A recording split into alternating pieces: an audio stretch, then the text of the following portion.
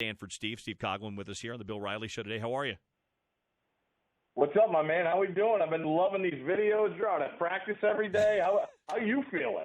I'm feeling good, although you know how it goes. We all get excited about camp, Steve, for about the first week of camp, and then after that it's just like, give me some games. I'm ready for some games now. It's been one of those quiet camps, which is how Kyle Whittingham wants it. There's not a lot of drama, not a lot of position battles. I just want to get to football now. Absolutely. I can see where you're coming from, but, you know, Kyle's been at it for so long that you got to love how he goes about things and how he stays so level-headed and level-grounded with that never overreacting. His interviews are always in the same monotone, so I'm fired up to see what the Utes have. I just wonder what the heck – I mean, I would think Kyle would want to play anyone in the country other than who they are playing week one. Do you agree with me there? No, I think he loves that. I think after last year, it became a distraction at the end of the year. They had the Pac-12 championship game looming. I think he loves being able to put all the focus on that game and then getting it out of the way and turning his attention to the Pac-12 after that. I think he's happy playing it the first game. Okay. All right. Then, all right. I look at it just from the standpoint of what it has always been, how hostile it is. You guys know, way more than I. I've never even attended a game, but I make sure I watch it every time it's played. Last year, I thought was a perfect example of what possibly could happen. It was that close. But I can see what you're saying. And Kyle is not – I mean, he's a guy that's never going to shy away from not confrontation, but from a good competition.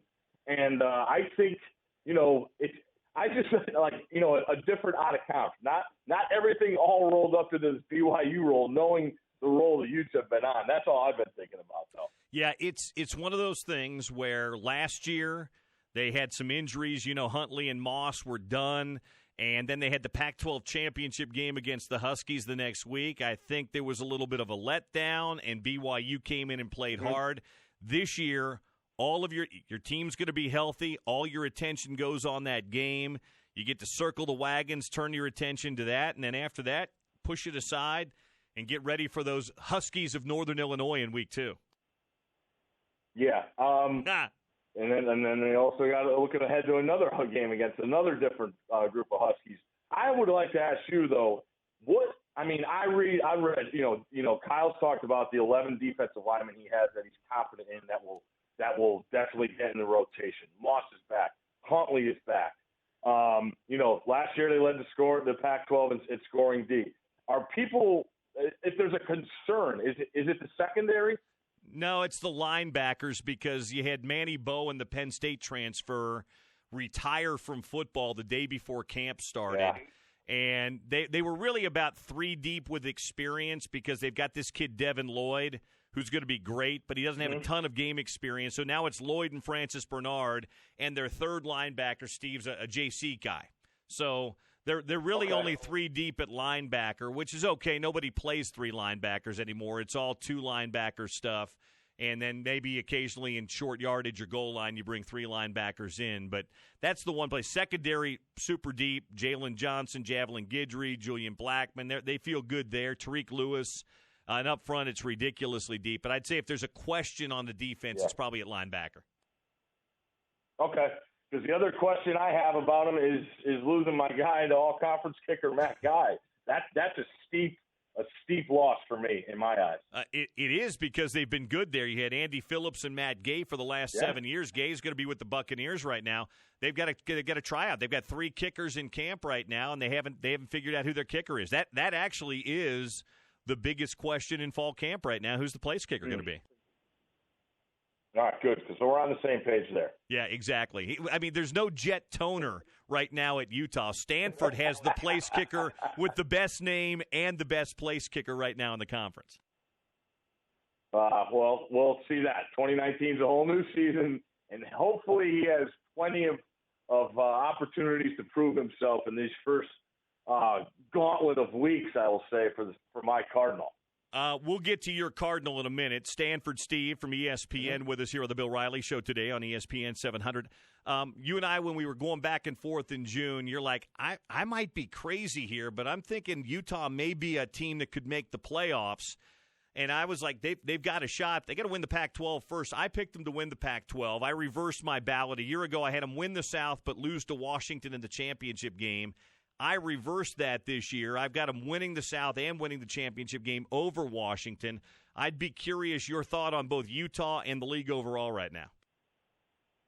I'm with you on the Utes. I think they have, when you look at everything in totality, roster, schedule, what's at stake, what lies ahead, I really like Utah to win the conference. Now, when you look at the playoff, we obviously have seen the scenario, and, as we get more off time during the off season, we start looking down the road, and I think it would take a perfect scenario for Utah to make the playoff is they would have to beat Washington and then face like an undefeated. Everything would be work out. Maybe get an undefeated Oregon in the conference title game, and that would be hopefully a playoff before the actual playoff game. If you know what I mean there, where it's a winner from the Pac-12 is in with two undefeated teams. That's what worries me about the Utes in the conference as a whole. With somebody getting in the playoff is the image we have to beat. And I know that it's not supposed to be year to year, but we are all humans. That committee is human, and it's going to take an extra special effort from the Pac-12 team. And I think it's going to have to take an extra special effort from Notre Dame to clear that image of what people see and what people have seen when they've gotten on the biggest stage. So there's a lot of work cut out for them, but I would take a shot at Utah in making the playoff. I think it's a worthy shot. I could see the road. Which way do you lean in the North? Because there seems to be a real division. I went Washington because I know they lost a lot, but I believe in Chris Peterson, what he's done there. I'll take the devil I know. I'm just not sure about Oregon yet. Which way are you leaning in the North? I'm with you. I'm with you on Washington. Listen, plenty of SEC people around here. We got obviously the SEC network, and people have really had not nice things to say about what Jacob Eason did in his 1 year at Georgia, and I kind of feel bad for the kid. I mean, he was thrown to the wolves. He comes all the way across the country to play in Athens, and yeah, they didn't have a great season. But, I mean, as a true freshman playing in that vaunted SEC where, you're getting everybody's best shot, I thought the kid was pretty darn impressive. And I look at that with him being fully healthy, a year already under his belt, playing on the scout team with Chris Peterson. You mentioned how much you think of Chris Peterson. I think exactly the same. And I just think the coaching he's going to get on that side of the ball and in that position is going to be way better than what he got in the SEC. So I expect huge things from Jacob Eason. You mentioned Oregon, the unknown factor. I'm with you. I don't know. We're going to find out week one. But every time the Ducks get to this part, they get manhandled. And Auburn has as good offensive line and defensive line combined as you're going to see what, maybe what a Pac-12, any Pac-12 team plays this year. Maybe Stanford playing Notre Dame. But the Ducks, you talk about a game the conference needs. The Ducks in Dallas against Auburn is a must to help that image getting improved as we move on through this season. People in the SEC are going to lose their minds when they hear the best offensive line in college football is at Oregon, the best defensive line in college football is at Utah. Mm-hmm. Oh, maybe we should get you scheduled for a couple of hits on Feinbaum to say that. Maybe like every week you could just come on and just say that, or they could replay that. That'll get you really, really popular in the Southeast Bill. I'm curious, Steve. You played out here in the West for Stanford, but you live back east in Connecticut. What's the, I know you work in Bristol, and so you work at ESPN, but I'd be curious, in your circle of friends, media types, neighbors, things like that, what's the East Coast perception right now of the Pac-12 conference, and how many of your friends that aren't in the football business are staying up late for Pac-12 After Dark? more than you think are staying up for Pac-12 dark. Now, a lot of those people like to wager on football games, though. Okay, we have a lot of those people out east that are willing to stay up to see if their ticket's going to cash. The image of the Pac-12 from those people is not good, and it's a mixture of things, of not watching as much as I shouldn't say they should, watching as much as you should to have an opinion from top to bottom, and just treetopping, looking at what's happened and when those spots have come in the big games. Not realizing that in almost all these matchups where the Pac-12 has failed to succeed, they've been underdogs in. So I take that into consideration, knowing that they have been underdogs in all these games, and they're going to be an underdog, I believe, again against that Auburn-Oregon game. So it's a combination of things, but I don't think they look at things in totality as they should when they create this image of the Conference of Champions. I agree with you there. I guess I would ask you, outside the Pac-12 footprint, give me a team that's got you interested, either from a purely football scenario this year in college football, or maybe from a wagering scenario, somebody that could be fun this year, that's not Alabama, that's not Clemson, that's not Ohio State. All right. Well, when you look at all these teams, Power 5 conferences, say right now, basically every casino and every sports book has put a number on a season win total for every Power 5 team. So what I do every year is I try and look at some of the teams with the lowest numbers. Now, I've been pretty good at it. So a couple of years ago, we had Kansas. Their number was 1.5, and they got to 3 wins with a win over Texas, which ended up being the end of Mr. Coach Strong there. So we had Purdue in Brom's first year. Their number was 2.5. I think they got to 5 or 6 maybe. So I always look at those first numbers, and when I see it this year, Maryland, who might be playing in the toughest division in the sport, has a number of 3.5 wins this year. Now, they got Mike Loxley, who comes from Alabama. People out in Utah will probably just remember the bad stuff that happened in New Mexico. Yeah. The guy is a recruiting machine. I think he's a perfect hire. He's from the DMV area. And their schedule sets up where they have a couple big opportunities. They open, I believe, with Howard. That should definitely be a win. And then they play Syracuse, who comes to Maryland, where it could be a tricky spot that I look as a possible chance for a win. So there's a couple chances early, and all we have to do is get to 4. I think the Terps can go bowling, and that would be 6-6 at the least. So I look at Maryland at 3.5 wins to go over. So that's a team. The wagering people out there, if you're looking for something fun and you don't have to get a lot of wins, hopefully we hit it early in the year. We could coast the rest of the year. I look at Maryland for wins 3.5. As a proud Kansas alum, what's the number on Les Miles in his first year at my alma mater? It's too high. I think it's 3.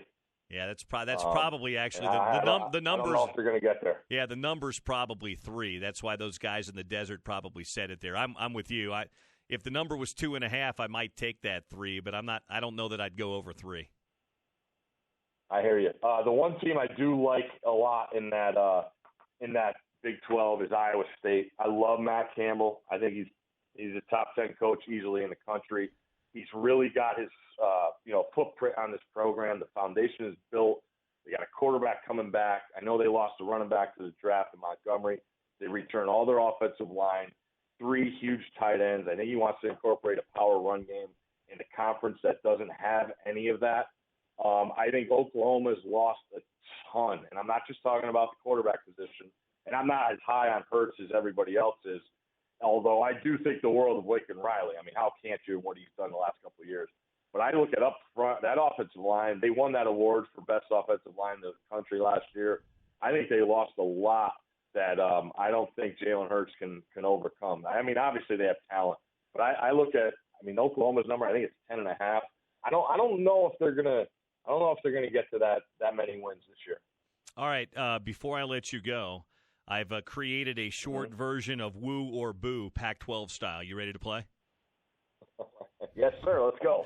All right, Woo or Boo, Pac-12 edition. Number one, Woo or Boo, Clay Helton's long-term future at USC. Woo. I believe in Clay Helton. I love Clay Helton. I'm not sure I believe in anybody at USC, and I think he's in a tough spot. I'm boo on that, but I'm rooting for him because I like him an awful lot. Stanford's month of September, Woo or Boo? Boo. It's not even fair, Bill. You knew you're setting me up for this one.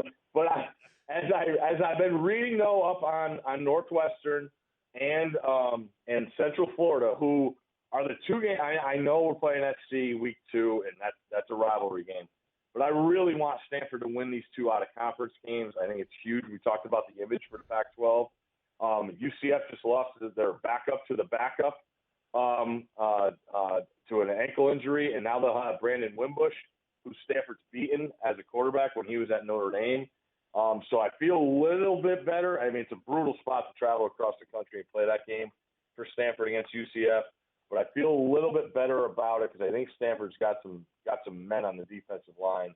The Northwestern game scares the crap out of me because I think their quarterback is the most under-radar possible star in the country. I mean, he's a 5-star kid at Clemson who left because he saw the writing on the wall with Trevor Lawrence coming in. And, he sat out last year and did all these things, scout team, and people talk about how accurate it is. It's 5-tool, I call them 5-tool quarterbacks because that's what we call guys in baseball that can do everything. So he, I think it's a huge upgrade to what was a decent college quarterback in Clayton Thorson. So Northwestern scares the butts off me week 1 when they come into Palo Alto. All right, question 3, Woo or Boo? Mike Leach will find his quarterback again in Pullman. I think that's a woo. What I think it helps Leach there, Bill, is they have a scary crop of wide receivers. So whoever can get the ball to those guys, efficiently, I think is set up for a monster year. I mean, I don't want to say it's a